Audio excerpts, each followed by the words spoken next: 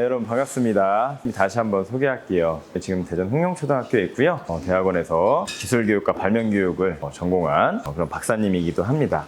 오늘 선생님은 바다의 환경을 지켜주는 발명이라는 주제로 여러분에게 이야기를 할 거예요. 어떤 순서로 이야기를 해줄 거냐면 먼저 발명에 대해서 선생님이 간단하게 소개를 해줄 겁니다. 여러분 발명에 대해서 알고 있나요? 잘 모르죠? 네. 그리고 나서 바다의 환경 오염이 어떻게 진행되고 있는지 간단한 사례들을 얘기해 줄 거고요. 그 다음에 그것들을 토대로 바다의 환경을 지켜주는 발명품들이 어떤 것들이 있는지 간단하게 소개를 하도록 하겠습니다. 자, 여러분 발명이란 무엇일까요? 발명이 무엇이라고 생각하나요, 여러분?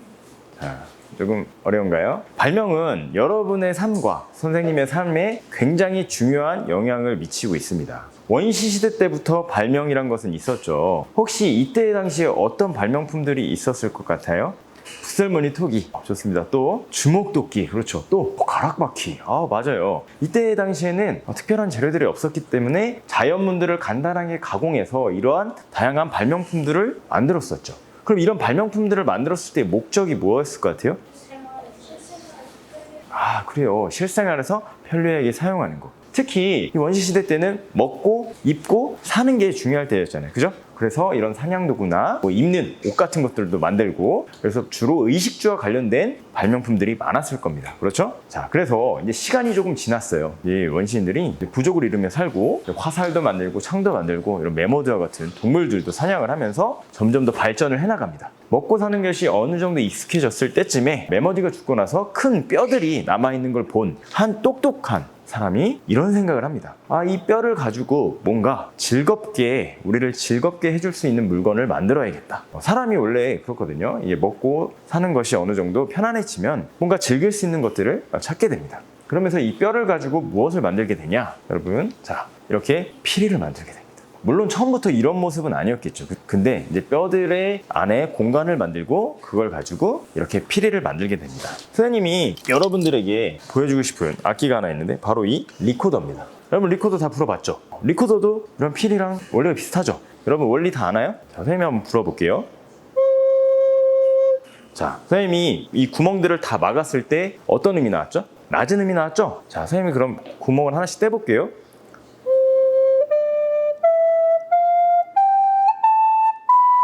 자, 구멍을 떼면 뗄수록 어떤 음이 나오죠? 높은 소리가 나오죠. 자, 원리가 뭘까? 자, 선생님이 다 막았을 때는 공기를 넣었을 때 공기가 이 끝으로 빠져요. 그러니까 결국에는 선생님이 다 막았을 때는 가장 길게 이 리코더 악기를 쓰는 겁니다. 이해돼요? 그럼 이걸 점점점 떼서 선생님이 실을 했을 때는 이 공기가 이쪽부터 빠져나가겠죠. 그럼 더 짧게 쓰는 거겠죠. 자, 간단합니다. 악기나 음악의 원리의 가장 기본은요, 길면 낮은 소리가 나고 짧으면 높은 소리가 난다는 거죠. 자, 이런 원리를 바탕으로 조금 더 연구한 똑똑한 발명가들이 피아노라는 악기를 만듭니다. 우리가 피아노도 겉으로는 건반을 누르지만 실제로 이 건반과 연결된 줄들이 있죠. 그죠? 이 줄들이 어때요? 길면 길수록 낮은 소리가 나고 짧으면 높은 소리가 나죠. 그리고 또 한 가지, 굵으면 낮은 소리가 나고 얇으면 높은 소리가 납니다. 그런 원리들로 이 줄들을 딱딱딱 건반이 눌렀을 때 쳐주면서 소리가 나는 발명품을 만들게 됩니다. 결국 다 이어지는 관계들이죠. 자, 그러고 나서 이 피아노를 보던 어떤 한 똑똑한 발명가가 피아노처럼 건반을 누르지 말고 뭔가 타자를 눌러서 요 끝에다 잉크를 물러서 붙이면 종이에다 무언가를 입력할 수 있겠다라는 생각을 해서 타자기를 만들게 됩니다. 자, 그리고 이 타자기를 한참 쓰다 보니까 이걸 가지고 뭔가 더 좋은 발명품을 만들 수 있을 것 같아. 그래서 똑똑한 사람들이 이런 타자기와 비슷한 원리의 이진법 알아요? 0과 1의 숫자를 가지고 계산을 하는 형태의 컴퓨터들을 만들기 시작하죠. 그리고 이런 컴퓨터들이 발전이 되다 보니까 지금과 같은 모니터가 있고 키보드가 있고 본체가 있는 이런 우리가 쓰는 컴퓨터의 형태가 나오게 된 거죠. 그리고 우리가 컴퓨터로 주로 뭘 하죠? 그렇죠. 게임도 하지만 우리가 컴퓨터에다가 이렇게 프로그램을 입력을 하죠. 쉽게 말해서 코딩이라고 하는데 이 프로그래밍을 해서 무언가를 입력해서 어떤 장치들이 움직이게끔도 할 수 있습니다. 그렇죠? 자, 그래서 이런 기계적인 장치들과 마치 사람과 같은 얼굴 형상을 한 그런 장치들의 이 프로그래밍을 입력을 해서 지금 우리가 많이 활용하고 있는 로봇들도 나오는 거고요. 그게 더 발전돼서 뭐가 됐죠? 그렇죠. 인공지능까지 발전을 하게 된 것입니다. 선생님이 인류가 시작되면서부터 지금까지 발전된 순서를 굉장히 짧게 설명을 했는데 어때요? 인류는 어떻게 무엇을 통해서 발전했다? 라고 할 수 있을까? 그렇죠. 발명과 함께 지금까지 발전을 해왔다는 걸 알 수 있죠. 중간중간 많은 단계들을 건너뛰었지만 모든 것들이 어때요? 연관성이 있게끔 이렇게 점점 발전했다는 것을 여러분들도 이해할 수가 있을 겁니다.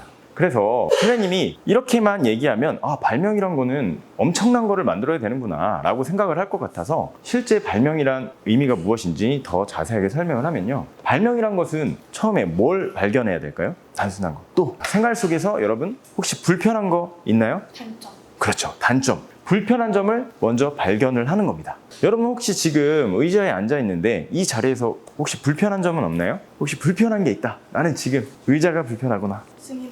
등이 너무 딱딱해요. 그럼 등이 너무 딱딱해서 불편하면 어떤 생각이 들어요? 푹신했으면 좋겠다. 푹신했으면 좋겠다. 그럼 뒤에다가 뭔가 푹신한 물건을 대면 그것도 하나의 발명이 되는 거겠죠. 그것처럼 뭔가 내가 불편한 점을 발견을 하고 나서 그것을 어떻게 하면 고칠 수 있을까 생각을 하고 그랬을 때 좋은 아이디어가 떠올라서 그것을 만들어내면 그것이 바로 발명이라는 거죠. 발명이라는 게 꼭 엄청난 장치, 컴퓨터, 인공지능 이런 거를 만들어야 발명이 아니라 여러분들도 누구나 할 수 있다는 거. 선생님이 아주 간단한 사례를 통해서 더 자세히 설명을 한번 해볼게요. 여러분 이런 물감 써본 적 있죠? 나 혹시 이걸 쓰면서 이런 점이 불편했었다. 얘기해볼 친구 있나요? 어떤 점이 불편할까요? 쓰면? 어떤 점이 불편한 것 같아요? 쉽게 잘 짜지나요? 힘을 많이 줄여야 될 때가 많죠? 특히 처음엔 잘 나오다가도 나중엔 잘 안 나오잖아요. 그렇죠? 그리고 또 손에 묻어요. 손에 묻어요. 또 얼마나 남았는지 보이나요? 보이지 않죠? 그리고 짜다 보면 양을 조절하기가 쉽지가 않죠. 그리고 여러분들 쓰다 보면 쉽게 굳는 것들을 많이 볼 수 있을 겁니다. 그렇죠? 등등등 굉장히 다양한 문제점들이 있는데 그럼 이런 불편한 점들을 찾았어요, 여러분들이.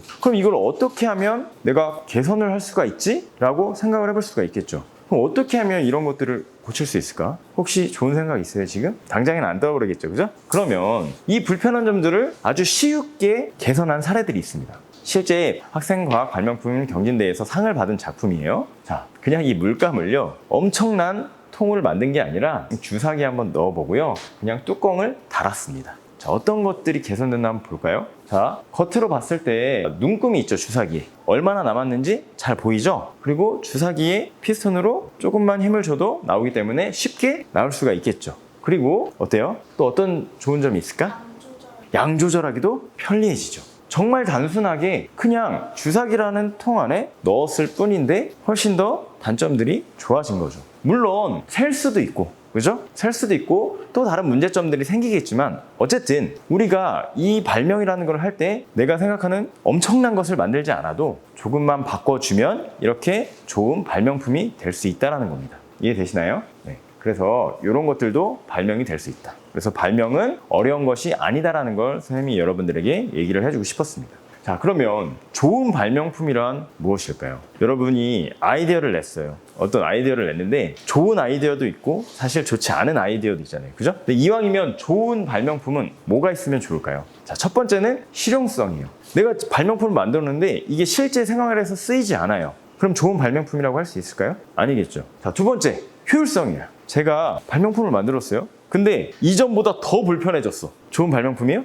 아니죠. 당연히 이전 거보다 더 편리해져야 되겠죠. 자, 세 번째는 경고성입니다. 발명품을 만들었는데 한 번 쓰고 나니까 부셔져 버렸어요. 좋은 발명이 아니겠죠. 자, 네 번째는 심미성이에요. 이왕이면 예쁘게 만들면 더 좋다라는 얘기고요. 자, 다섯 번째는 안정성이에요. 이 발명품을 쓰다가 내가 다칠 수도 있어. 그럼 아무리 실용성이 좋고 효율성이 좋다 하더라도 좋은 발명이라고 할 수가 없겠죠. 자, 그리고 마지막 경제성인데 내가 발명품을 만들었는데 돈이 너무 많이 들어. 내가 리코더를 만들었는데 자동으로 막 손가락을 움직이게 해주는 리코더를 만들었어. 100만 원, 200만 원, 300만 원이야. 우리 사서 쓸 수 있어요? 그러기 어렵겠죠. 그래서 경제성도 굉장히 비용적인 것도 중요하다고 할 수가 있습니다. 자, 여기까지 선생님이 발명에 대해서 얘기를 해줬는데, 자, 이런 거를 바탕으로 해서 이제 바다의 환경 오염과 연관지어서 선생님이 설명을 해줄 겁니다. 잘 들어보세요. 자, 그러면 우리가 이 발명이란 것이 바다의 환경 오염을 또 해결해주는 역할들도 합니다. 그런 것들에 대해서 선생님이 얘기를 하기 전에 먼저 바다의 환경 오염 사례들에 대해서 몇 가지를 한번 얘기를 해볼게요.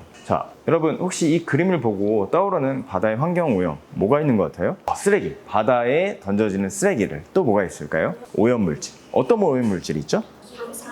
그렇죠. 공장 폐수, 방사능, 기름 유출. 너무 정답. 같은 이야기들을 다 해줬는데 우리가 실제로 2007년에 태안에서 그 유조선이 침몰하면서 기름이 유출된 사례들이 있었습니다. 기름이 유출되면 어떻게 될까요?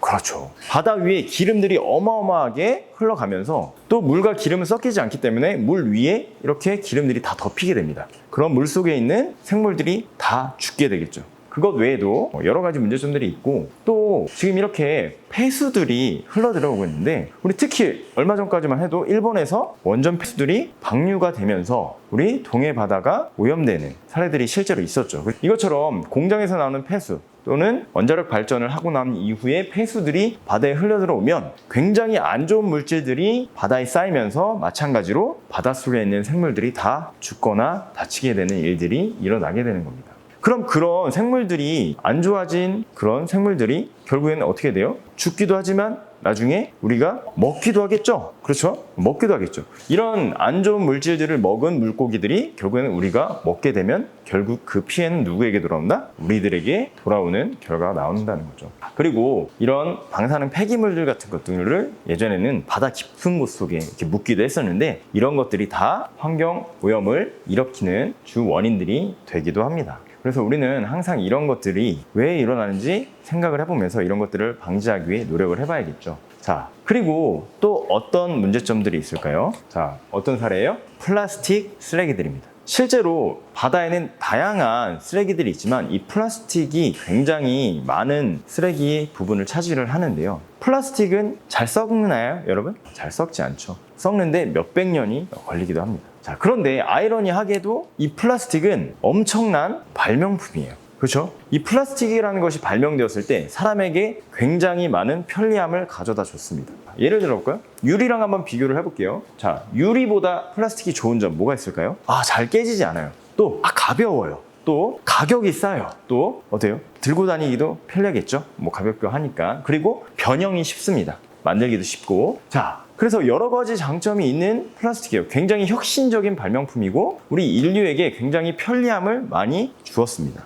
그런 발명품인데 그런 발명품에도 당연히 단점들이 있는 거죠. 잘 썩지를 않는다는 거죠. 이게 엄청난 단점인 거예요. 그래서 우리가 플라스틱을 아무데나 쓰레기통에 버리지 않고 재활용하지 않고 땅속에 버려두거나 바닷속에 버리게 되면 이것들이 계속해서 몇백 년씩 떠다니고 바닷속에 있다가 이런 걸 먹은 생물들이 죽기도 하고 바다가 오염되기도 하는 겁니다. 자, 그러면 실제적인 사례를 한번 볼까요? 미국에서의 사례입니다. 쓰레기를 먹고 죽은 거북이를 해부를 해봤어요. 바다 거북인데 이런 실제로 쓰레기를 먹고 죽는 거북이들이 굉장히 많거든요. 해부를 해보니까 몸속에서 183개의 조각들이 나왔어요. 183개의 조각들이 대부분이 이제 여러 가지가 있었는데 많은 부분이 플라스틱 덩어리였고요. 썩지 않는. 당연히 썩지 않으니까 소화도 안 됐겠죠. 그죠? 그리고 마찬가지 플라스틱처럼 잘 썩지 않는 물질이 한 가지 있죠. 철도 그렇고 비닐. 그렇죠? 비닐류의 쓰레기들도 굉장히 많았고요. 그 다음에 풍선과 같은 고무 재질. 이게 지금 잘 안 보이지만 풍선이거든요. 풍선까지도 거북이 뱃속에서 나왔습니다. 그렇게 다양한 쓰레기들이 나와서 결국엔 거북이를 죽게 한 거죠. 자, 그럼 이건 미국의 사례이기 때문에 우리나라에선 이런 일이 벌어나지 않을까요? 선생님이 간단한 영상을 보여주도록 하겠습니다. 바다를 떠도는 쓰레기를 먹이로 착각한 거북이들이 매년 죽어가고 있다는 소식 들어보셨죠? 우리 동해안 남해안에서도 죽은 채 발견된 바다 거북을 부검해봤더니 비닐이나 플라스틱 조각 같은 쓰레기가 배에 가득 찬 걸로 확인됐습니다. 이용식 기자가 취재했습니다. 강원도 고성 해안에서 지난 8월 발견된 바다거북 폐사체입니다. 고기잡이 그물인 정치망에 걸려 잡혔는데 몸무게가 16.3kg에 불과한 어린 개체입니다. 도검을 해보니 뱃속에 낚싯줄과 비닐 등 쓰레기가 가득했습니다. 특히 상점에서 자주 쓰는 검은 비닐봉투가 그대로 나왔고 장천공을 일으킬 수도 있는 날카로운 플라스틱 조각도 발견됐습니다. 부검한 거북 폐사체 10마리 가운데 7마리 뱃속에서 플라스틱 쓰레기 64점이 나왔습니다. 낚싯바늘과 플라스틱 끄는 케이블 타이도 눈에 띕니다. 거북이가 바다에 떠다니는 해양 쓰레기를 먹이로 착각해 섭식한 겁니다. 장 폐쇄나 아니면 아주 날카로운 물질이었을 경우에는 결국에 장 성공을 일으켜서 폐사하게 될 확률도 매우 높고요. 장에 구멍이 뚫리고 자, 여기까지 보도록 하겠습니다. 실제로 우리나라 앞바다에서도 이렇게 쓰레기들로 인해서 죽는 바다 거북이들이 굉장히 많다는 거 여러분들 알고 있었으면 좋겠고요. 그리고 이 플라스틱이나 비닐, 뭐 이런 생활용품 쓰레기 말고도 굉장히 큰 비율을 차지하는 것이 뭐냐면요. 바로 폐어구들이에요. 여러분 어구가 뭔지 알아요? 폐어구라는 거는요. 자, 우리 어부들이 물고기나 바닷속에 있는 생물들을 잡죠? 그럴 때 뭘 쓰나요? 그물을 쓰죠. 그물이나 낚시 바늘 같은 것들도 쓰고 다양한 도구들을 사용합니다. 그런 것들을 그냥 바닷속에 버려버리거나 아니면 바닷속에 떠내려가서 그런 것들이 바다 밑에 쌓여가지고 굉장히 많은 쓰레기가 된다는 거죠. 그래서 실제로 이 폐어구들 때문에 죽는 생물들도 굉장히 많습니다. 자, 어떤 사례가 있느냐? 바로 바다사자의 아픔입니다. 이 바다사자는 지금 목에 뭘 두르고 있어요, 여러분? 밧줄? 그물의 일부가 뜯겨져 나간 거죠. 그물의 일부가 뜯겨져 나갔는데 이거는 절대 썩거나 하지 않기 때문에 이거를 풀 수도 없겠죠. 이렇게 평생을 살다가 바다사자가 죽을 수 있는 겁니다. 이거는 굉장히 단편적인 사례들이고요. 뭐 낚시 바늘이라든지 여러 가지 날카로운 도구들 있죠. 이런 것들이 이런 생물들을 굉장히 많이 다치게 하는 경우들도 많습니다. 따라서 이런 것들을 해결하기 위해 우리가 많은 노력을 해야 된다는 거죠. 바닷속에는 환경오염을 일으키는 다양한 원인들이 있어요. 근데 선생님이 지금 몇 가지 사례들만 이야기를 해줬는데요. 그럼 이런 사례들을 어떻게 하면 잘 해결할 수 있을지 거기에 대해서 한번 선생님과 함께 얘기를 나눠보도록 하겠습니다. 그래서 지금부터는요. 선생님이 발명에 대해서 얘기를 했고 바다의 환경오염에 대해서 이야기를 했습니다. 그럼 이번에는 이런 바다의 환경오염을 지켜주는 발명품들이 뭐가 있는지 한번 여러분들과 이야기를 나눠보도록 할게요. 선생님이 잘 아는 친구들인데요. 대전에 있는 한 초등학교 친구들입니다. 이 친구들이요. 바다의 환경오염을 좀 쉽게 없앨 수 있고 또 바닷속에 있는 폐어구들이죠. 아까 봤던 폐어구들을 재활용해서 사용하면 훨씬 더 좋겠다 라고 사용을 해서 만든 발명품이에요. 혹시 뭔 것 같아요? 쓰레기통. 아, 너무 관찰력이 좋은 것 같아요. 맞아요. 이걸 보고 쓰레기통을 만들었다는 게 생각이 났어요. 그럼 이거 재료가 뭔 것 같아요, 여러분? 맞아요. 너무 똑똑하네. 통발입니다, 통발. 통발을 가지고 지금 쓰레기통으로 재활용을 한 겁니다. 자, 이게 메이커톤 발명대회에서 최우수상을 받은 작품이에요. 자, 업사이클링 해양광 메이커톤 발명대회라는 것이 있는데 이 대회는 선생님이 마지막 부분에서 한번 설명을 해주도록 하겠습니다. 자, 이 대회에서 이 학생들이 이렇게 통발을 재활용해서 작품을 만들었습니다. 통발이요, 원래 하나만 있으면 이렇게 나선형으로 이렇게 철심이 박혀 있어요. 알죠? 그래서 이렇게 누르면 압축이 됩니다. 그래서 그물로 쓸 때는 물에 띄워놓으면 이게 물의 흐름에 따라서 쫙 펴지면서 그 안에 물고기들이 들어가면서 잡히게 되는 원리죠. 그 통발을 2개를 사용을 했습니다. 자, 그리고 이 2개를요 어떻게 했냐면 겹쳤어요. 겹칠 때 어떻게 겹쳤냐면 같은 방향으로 겹친 게 아니라 서로 반대 방향으로 겹쳐서 이 나선형의 그 철심이 서로 반대 방향이 되게 했어요. 왜 그렇게 했냐면 그렇게 해야 이게 쉽게 접히지 않거든요. 그래서 튼튼한 지지대를 만들어서 통발이 펴져 있게끔 만들어준 거죠. 자, 그랬을 때 이 폐통발, 간이 쓰레기통이 장점이 뭐냐? 자, 장점이라고 하는 것은 바로 이렇게 2개를 겹쳤을 때 나중에 필요하지 않을 때는 어떻게 해요? 다시 접을 수 있다. 그렇죠? 쓰레기통은 원래 부피가 크잖아요. 그죠? 근데 이거는 접어서 필요할 때 들고 다니면서 쉽게 필요한 곳에 어떻게 하면 돼요? 펼치면 되겠죠. 펼쳐서 쓸 수 있기 때문에 굉장히 휴대가 용이하다라는 장점이 있고요. 두 번째는 여기다가 그냥 쓰레기를 담으면 아무래도 여기 구멍이 있으니까 어떻게 되겠어요? 빠지겠죠. 특히 작은 쓰레기 같은 경우는 전부 다 빠져서 오히려 더 더러워질 수도 있는 그런 쓰레기통의 역할을 하지 못할 수도 있습니다. 그런데 이 안에다 이렇게 비닐 같은 것들을 넣고 쓴다면 쓰레기통으로서 훨씬 더 역할을 할 수 있겠죠. 우리가 보통 학교에 있는 쓰레기통에도 비닐을 씌워서 뺄 때 어떻게 해요? 비닐을 빼서 버리죠. 자, 그럴 때 이 쓰레기가 너무 무거워지면 이걸 빼기가 쉬울까요? 어려울까요? 어렵겠죠. 자, 그럴 때 이 간이 통발을 가지고 만들면요, 폐통발을 가지고 만들면 이렇게 눌러가지고 그 비닐을 들지 않아도 쉽게 빼낼 수가 있어요. 와, 어때요? 굉장히 좋은 아이디어 같나요? 자, 아주 간단하지만 이 폐통발 2개를 합쳤을 뿐인데 휴대가 용이하고 나중에 쓰레기를 쉽게 제거할 수 있는 좋은 발명품이 된 것입니다. 그래서 이렇게 폐통발 간이 쓰레기통을 어디에 활용할 수 있을까요?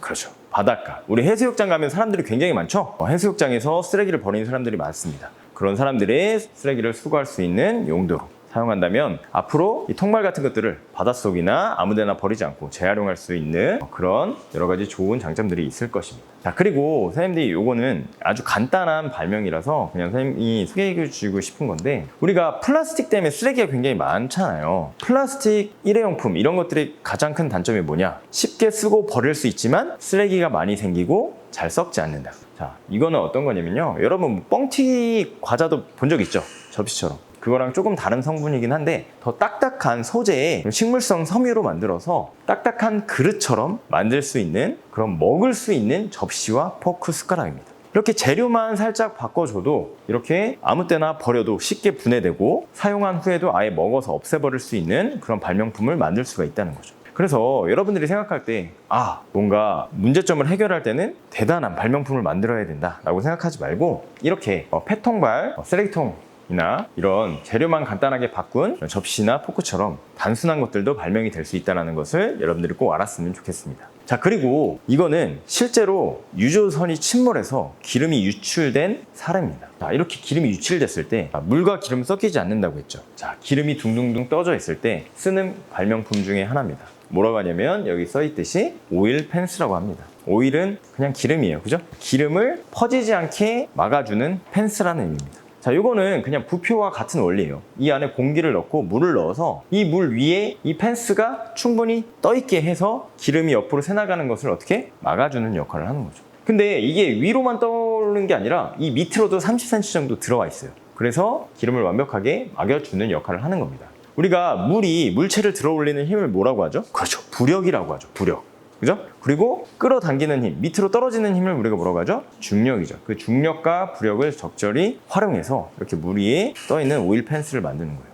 이런 부력을 이용한 우리 생활 속 발명품들도 많죠. 예를 들면 구명조끼나 튜브 같은 것들 전부 다 부력을 이용한 발명품이라고 할 수 있습니다. 그 다음에 이렇게 펜스를 쳐서 기름이 유출되지 않게 한다면 기름 흡착제라는 종이를 사용해서 우리가 기름들을 전부 다 제거를 합니다. 이것도 그냥 단순한 종이가 아니라요, 이 기름을 최대한 많이 끌어들일 수 있게 만든 그런 성분으로 만든 종이를 사용해서 이렇게 기름들을 흡수를 하는 거죠. 그래서 이 흡착제를 사용해서 우리가 기름들을 다 빨아들여서 이거를 버려서 기름 유출된 것들을 막을 수 있는 거고요. 그 다음에 세 번째 방법은요, 유처리제라는 거예요. 유처리제.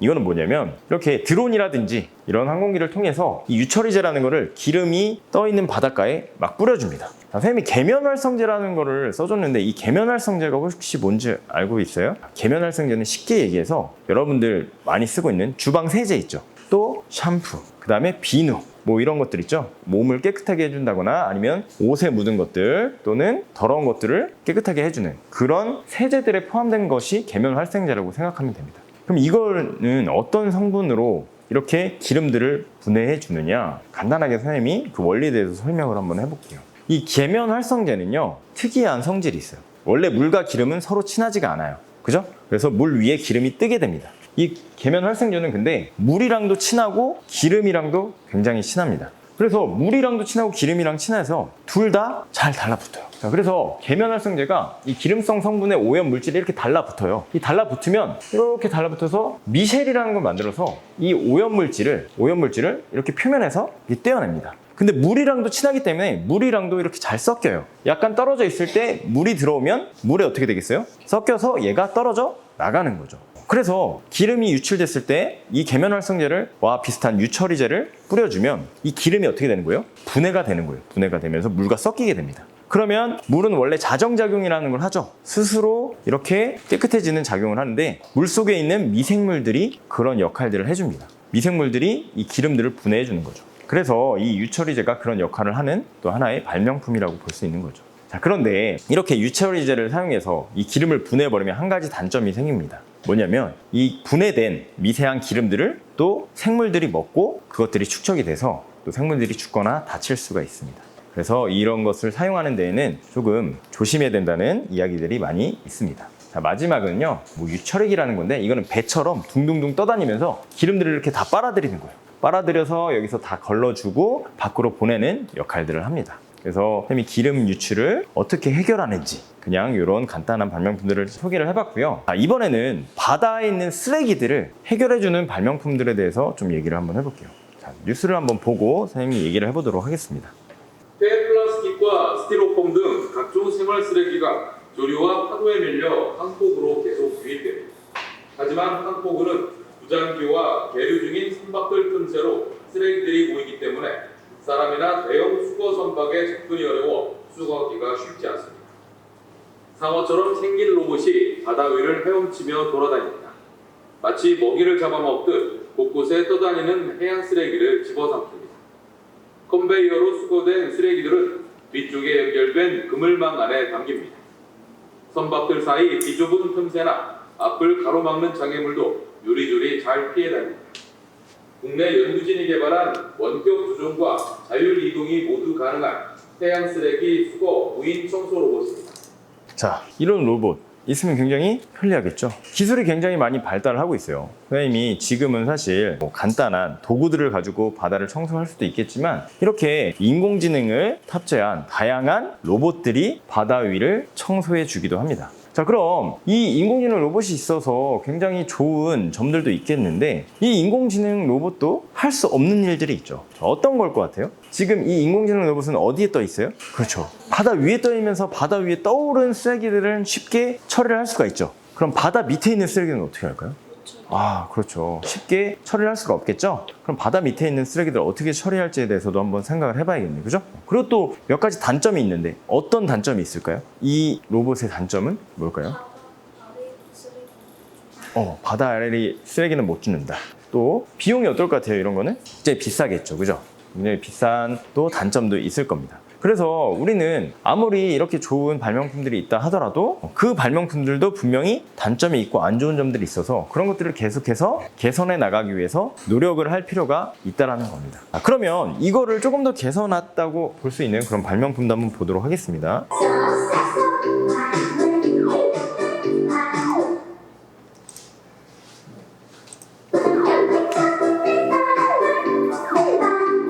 에이, 요새 누가 쓰레기를 일일이 줍고 있어. 그냥 쓰레기통에 버려. 쓰레기통에 쓰레기 버리는 것처럼 바다에서도 그러면 안 되나? 그래서 나온 10일. 플라스틱 용기와 팔굽혀, 비닐까지 블랙홀처럼 쓰레기를 빨아들이는 쓰레기통. 이게 어떻게 가능하냐고요? 원리는 간단합니다. 쓰레기통은 관과 부드랑 연결이 되어 있는데요. 거기서 전기를 이용해 펌프를 돌리면 물을 빨아들이는 겁니다. 그러면 떠다니던 쓰레기들이 통 안으로 들어가게 되는 거예요. 물은 다시 바다로 흘려보내고 쓰레기만 망에 버리는 원리인 거죠. 더 신기한 건 눈으로 보기 힘든 2mm 이하의 미세 플라스틱도 걸을 수 있고요. 기름과 세제를 걸러내는 필터도 장착할 수 있다는 겁니다. 아무튼 그렇게 쓰레기가 다 모이면 그냥 비워주기만 하면 됩니다. 자, 이 발명품은 어떤 단점이 있을 것 같아요? 막 물 위에 있는 것들을 다 막 이렇게 빨아들이죠? 그렇죠. 물고기도 빨아들일 수 있을 것 같죠. 자, 그럼 어떻게 되나? 한번 볼까요? 이게 얼마나 큰 불안하냐면요. 사람이 직접 쓰레기를 건지거나 배 위에서 그물을 이용해 청소하던 방식에서 벗어나 24시간 펌프를 가동해서 편리함과 비용이 2마리 토끼를 잡아갑니다. 실제로 이 쓰레기통은 현재 전 세계 860곳에 설치되어 있는데요. 수거한 쓰레기는 하루에 3톤, 다크나 홈쇼핑 6개만 하고요. 지난 6년 동안 모은 쓰레기가 무려 2,000톤이 넘는다고 합니다. 하지만 이렇게 좋아 보이는 쓰레기통도 한계는 있습니다. 아직까진 한국 근처에서만 사용할 수 있어서 범위가 제한적이고요. 수거된 쓰레기를 재활용하는 서비스는 아직이라는 거예요. 게다가 아직까진 그런 적이 없다곤 하지만 물고기가 빨려 들어갈 우려도 전혀 없는 건 아니거든요. 물론 빨려 들어온 물고기는 쓰레기를 버리기 전에 빼내면 된다고는 합니다.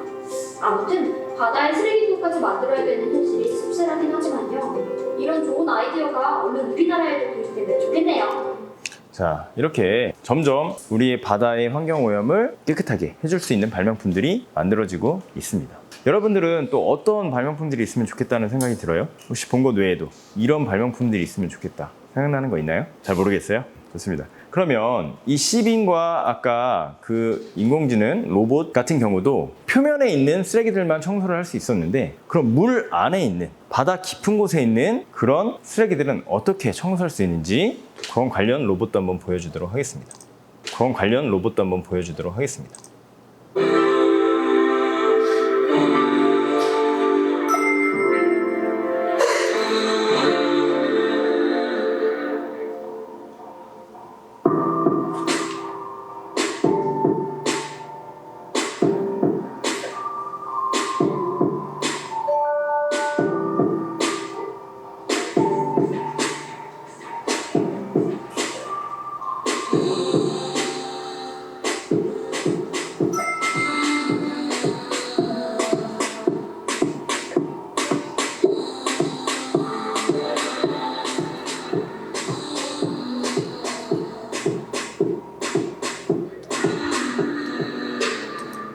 자, 여기까지 보도록 할게요. 자, 어때요? 자, 이런 로봇들이 또 발명이 되면 물속 깊은 곳에 있는 쓰레기들도 우리가 처리를 할 수가 있겠죠. 그래서 바다의 환경 오염을 결국엔 인간들이 만들었고 사람들이 만들었습니다. 그런데 그거를 해결할 수 있는 것들도 결국엔 사람들의 힘이 되는 거고요. 또 우리 바닷속에 환경 오염을 만든 것들도 아까 선생님이 얘기했던 여러 가지 발명품들이었죠. 그런 발명품들이 우리의 바다의 환경 오염을 만들었지만 그것을 또 해결할 수 있는 것도 결국엔 뭐다? 우리가 만들어내는 발명품들로 해결을 할 수가 있다. 그래서 계속해서 우리는 발명을 통해서 이러한 문제들을 해결해 나가고 결국에 이런 문제들을 더 쉽고 빠르게 처리할 수 있는 방법들을 만들어 나갈 겁니다. 여러분이 어떤 발명품이 필요하다고 생각하는지 한번 생각을 해보고요. 자, 선생님이 마지막으로 좀 여러분들에게 설명을 해주고 싶은 발명 대회가 있어요. 아까 처음에 친구들이 통발을 가지고 쓰레기통 만들었던 거 봤죠? 그 대회가 뭐냐면요, 이 업사이클링 해양과학 메이커톤 발명 대회입니다. 이거는 쉽게 설명해서 해양 플라스틱과 같이 해양 쓰레기를 업사이클링 소재로 다시 재활용해서 발명품을 만드는 거예요. 업사이클링이 뭐냐면 그냥 재활용이라고 생각하면 돼요. 이해되죠? 그래서 이 메이커톤이란 말은 뭐냐면 메이크, 만들다는 얘기와 마라톤의 의미를 합친 단어인데요. 제한된 시간 안에 아이디어를 도출해서 발명품을 만드는 거예요. 그래서 실제로 이 대회에 참여를 하게 되면 여러분들이 필요한 재료들을 가지고 가서 그 시간 안에 여러분들이 뭔가 바다를 위한, 환경오염을 위한 그런 여러 가지 발명품들을 만들어서 작품을 만들어내는 대회인 거죠. 이게 지금 현재 2회 대회까지를 치렀습니다. 올해는 지금 7월 27일부터 7월 28일까지 본선 대회를 했고 6월 달에 참여 접수를 받았는데 그럼 내년 6월쯤에 다시 한번 대회를 하겠죠. 그럼 여러분들도 이 대회에 한번 참여를 해서 실제로 내가 어떻게 하면 바다에 있는 여러 가지 도구들을 활용해서 멋진 재활용 발명품들을 만들어 볼 수 있을지 생각을 해보고 이 대회에 참여해 볼 수 있는 겁니다. 이 대회는요, 총 상금도 1천만 원 이나 줍니다. 여러분, 발명도 하고 상금도 받을 수 있어요. 그리고 여러분들이 나중에 해양수산부 장관상도 받을 수 있는 좋은 기회가 됩니다. 그래서 평소에 바다와 관련된 어떤 물질들, 물건들을 통해서 어떻게 하면 내가 발명을 할 수 있을까 생각을 해뒀다가 꼭 내년에는 이 대회에 참여해서 좀 멋진 발명품을 만들어 보았으면 좋겠습니다. 그리고 마지막으로 또 선생님이 발명과 관련된 대회 2가지를 소개해 줄 거예요. 자, 이거는요, 전국 학생 과학 발명품 경진대회입니다. 이거는 국립중앙과학관에서 주최를 하고 있어요. 그리고 한 가지 대회는요, 대한민국 학생 발명 전시회라는 대회고요. 발명교육 포털 사이트에서 여러분들이 들어가서 접수를 할 수 있는데, 자, 이거는 국립중앙과학관에서 주최를 하고요. 이거는 특허청과 발명진흥회에서 주최를 합니다. 이 대회들이 우리나라에서 가장 큰 발명 대회라고 볼 수 있는데, 이 대회에서요, 여러분들이 좋은 아이디어로 입상을 하면 대통령상 표창까지도 받을 수가 있습니다. 그리고 이것을 통해서 나중에 여러분들이 특허권까지 받을 수 있도록 이 대회에서 안내를 해주고 있어요. 그래서 여러분이 혹시 발명에 대해서 평소에 좀 관심을 가지고 있다가 이런 대회에 나가고 싶으면 적극적으로 참여해서 또 좋은 결과를 낼 수 있으니까 이런 대회들도 알고 있으면 너무 좋을 것 같습니다. 자, 그래서 오늘 선생님이 발명에 대해서 간단하게 이야기를 해줬고요. 그 다음에 2번째로 바다의 환경 오염에 대해서 이야기를 했습니다. 그리고 바다의 환경 오염을 해결해주는 몇 가지 발명품들에 대해서 소개를 해주었습니다. 선생님이 준비한 내용은 여기까지고요. 혹시 선생님이 얘기한 내용들 중에서 궁금한 내용이 있나요? 궁금하거나 혹시 질문하고 싶은 거 있으면 선생님께 질문해 주셨으면 좋겠습니다. 없어요? 네, 특별한 질문은 없는 것 같아요. 알겠습니다. 그러면 선생님은 여기까지 마치도록 하고요. 짧은 시간이었지만 우리가 같이 발명과 바닷속 환경오염에 대해서 나눠봤는데, 앞으로도 여러분들 발명에 대해서 지속적으로 관심을 가지고 좋은 아이디어를 만들어낼 수 있도록 이러한 많은 대회에 참여하는 학생들이 되었으면 좋겠습니다. 경청해 주셔서 감사합니다.